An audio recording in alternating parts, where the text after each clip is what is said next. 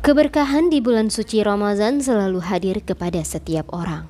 Salah satunya terhadap penjual kolang-kaling di desa Senebu Aceh.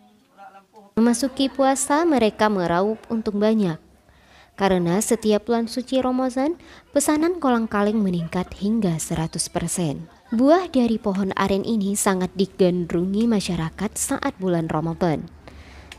Selain rasanya yang enak, buah yang tekstur kenyal berwarna putih ternyata mengandung banyak nutrisi seperti fosfor, zat besi, karbohidrat, dan kalsium yang tinggi yang tentunya sangat baik untuk kesehatan tubuh. Buah aren yang masih mentah terlebih dahulu direbus selama 2-3 jam menggunakan tungku dari drum dengan bahan bakar kayu. Selanjutnya dibelah dan dikeluarkan dari cangkangnya. Dengan terlebih dahulu dipotong di ujung buah aren dan bijinya tersebut dinamakan kolang-kaling. Kolang-kaling ini salah satu menu tambahan di pembuatan es cendol maupun es campur. Banyaknya permintaan kolang-kaling membuat sebagian penjual kolang-kaling mendapat pesanan yang meningkat dan untung yang besar.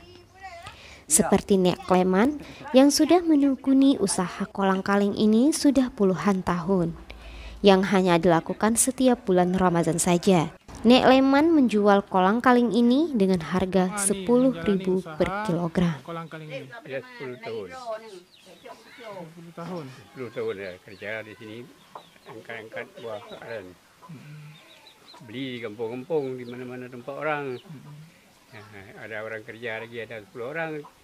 Kupas-kupas begitu. Nah, hasilnya kira-kira dapat sebulan tu 5 juta.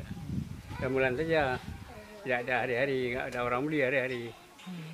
Dipasarkan kemana nih Pak? Di pasar jualan orang-orang nanti.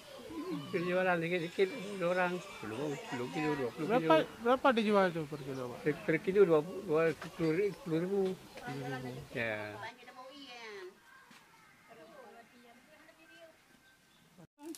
Tim Liputan Biren TV melaporkan.